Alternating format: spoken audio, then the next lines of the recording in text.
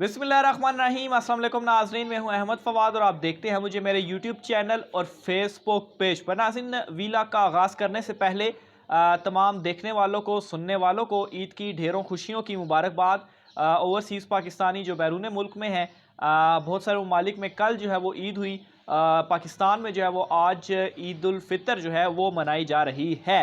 दो अहम चीज़ें आपके साथ मैं शेयर करूंगा। एक तो नाज़रीन नवाज़ शरीफ साहब, नवाज़ शरीफ साहब जो कि लंदन में मौजूद हैं और कल वहाँ पर ईद हुई और ईद की नमाज जो है वो अदा की गई। लेकिन नवाज़ शरीफ अपने घर से बाहर नहीं निकले, मस्जिद में जाकर उन्होंने नमाज नहीं पढ़ी। क्यों नहीं पढ़ी, क्यों, क्या उनको खदशा था अपनी धुलाई होने के हवाले से? इस हवाले से चीज़ें आपके साथ मैं शेयर करूँगा। और दूसरे नंबर पर नाज़रीन, जो मुनहरिफ अराकीन थे जिन्होंने अपने मुबैना तौर पर ज़मीर के सौदे किए, वो भी अपने घरों से ईद वाले दिन भी बाहर नहीं निकले। और सही कहा था इमरान खान साहब ने उनके हवाले से कि आप लोग वाकई अपने घरों से नहीं निकल पाएंगे, अपने हलकों में भी नहीं जा पाएंगे। और यही हालत है आज के दिन की भी। और आज का ये जो खुशियों भरा दिन है, इस दिन भी उनको मैं कहूँगा कि ज़िल्लत का जो सामना है वो करना पड़ रहा है। और आखिर में नाज़रीन, इमरान खान साहब की जानिब से जो कॉल दी गई थी चांद रात वाले दिन की, चांद रात की सॉरी, तो चांद रात की सिचुएशन क्या रही, इस हवाले से भी कुछ चीज़ें आपके साथ में शेयर करूंगा।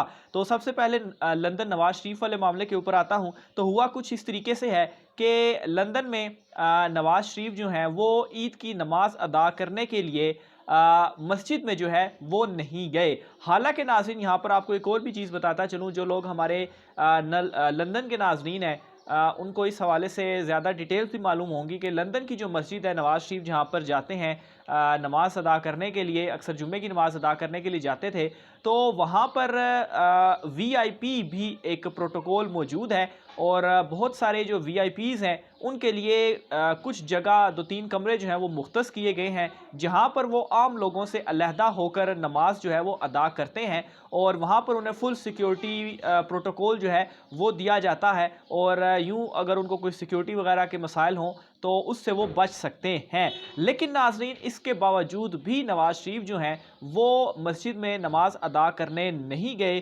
क्योंकि मस्जिद में अगर वो नमाज अदा करने जाते तो जाहिर सी बात है उस वीआईपी जगह पर भी पहुंचने के लिए, जहां पर उन्हें पूरा सिक्योरिटी प्रोटोकॉल दिया जाता या वहां पर उनकी सिक्योरिटी मौजूद होती, वहां तक पहुंचने के लिए भी उनको घर से निकलना पड़ता, आवाम से होकर उन्हें मस्जिद में जाना पड़ता। और यही डर था, जो एक रिएक्शन सामने आया है, अवाम का रद्द-ए-अमल जो सामने आया है। ऑलरेडी लंदन में जो मुजाहरे भी हुए हैं नवाज शरीफ के घर के बाहर, तो जितनी बड़ी तादाद में वहाँ पर लोग थे, तो उन्हें ये खदशा था कि आज के दिन भी जो लोग हैं वो अपना रद्द-ए-अमल शो करेंगे और इसी डर की वजह से वो मस्जिद में नमाज भी अदा करने नहीं जा सके। तो नाज़रीन, ये तो इस वक्त इनकी हालत हो चुकी है कि घरों से निकलना भी इनका जो है वो मुहाल हो चुका है। और ये डरते हैं अपने घरों से भी निकलते हुए। ईद की जो नमाज नवाज शरीफ की जानिब से अदा की गई, एक वीडियो इनकी सामने आई और उस वीडियो के अंदर देखा जा सकता है कि जो हुसैन नवाज का दफ्तर है, उस दफ्तर के अंदर इन्होंने जो ईद की नमाज है वो अदा की। और इनके साथ वही जो 15-20 लोग मौजूद रहते हैं, हर टाइम इनके इर्द गिर्द रहते हैं, वो लोग थे। और कुछ सहाफ़ी भी थे जो कि इनके इर्द गिर्द रहते हैं, वो भी मौजूद थे। और वहीं से इन्होंने एक इमाम चूज़ किया कि आप चलें ईद की जो नमाज है वो पढ़ाएं। तो वहाँ पर नवाज शरीफ की जानिब से जो ईद की नमाज है वो अदा की गई है। सोशल मीडिया के ऊपर ये वीडियो जो है वो काफ़ी वायरल भी हो रही है। तो बहरहाल उस वीडियो के अंदर ये सारे जो मनाजिर हैं वो देखे जा सकते हैं कि किस कदर जो एक अवामी दबाव है वो मौजूद है। और इमरान खान साहब ने कहा था कि आम लोग जो हैं वो आपका एहतसाब करेंगे। और वो चीज़ अब देखें होती भी दिखाई दे रही है कि ये लोग अवाम में जाने के काबिल ही नहीं रहे।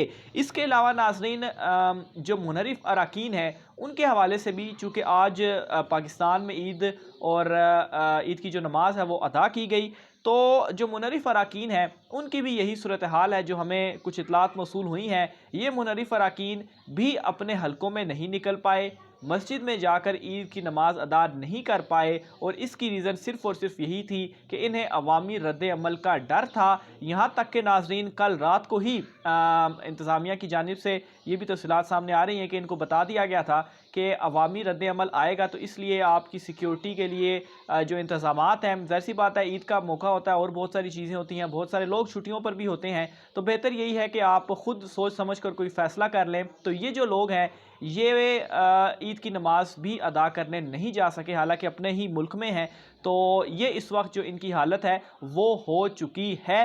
باقی ان کے اپنے حلقوں میں جانا، وہ تو خیر وہاں پر ووٹ مانگنے کے لیے یہ کس منہ سے جائیں گے، وہاں پر بھی یہ نہیں جا سکتے، یہاں تک کہ فی الحال جو کچھ منحرف اراکین ہیں وہ تو اسلام آباد کے ہوٹلوں کے اندر چھپتے ہوئے دکھائی دے رہے ہیں، جن میں نور عالم خان جو ہیں وہ صرف فہرست ہیں، ان کے ساتھ ایک دو واقعات بھی اس قسم کے ہو چکے ہیں۔ بہرحال عوامی جو دباؤ ہے وہ تو آئے گا ہی، عوامی جو ریئیکشن ہے، جو رد عمل ہے وہ بھی آئے گا، اور اس کا ایک اور بھی میں آپ کو ایک ایگزامپل دیتا چلوں۔ مفتاح اسماعیل صاحب جو ہیں وہ بھی کل رات کو آئے ہیں سعودیہ سے عمرہ کر کے واپس آئے ہیں پاکستان، اور وہاں پر ایئرپورٹ پر ان کے خلاف بھی جو نعرے ہیں وہ لگے ہیں۔ نارملی تو خیر جب آپ آتے ہیں ایئرپورٹ سے عمرہ کر کے واپس تو آپ کا استقبال کیا جاتا ہے، اور یہاں پر اس طریقے سے ہوا ہے کہ ان کا استقبال انہی کے خلاف جو نعرے ہیں چور چور کے وہ لگا کر کیا گیا ہے۔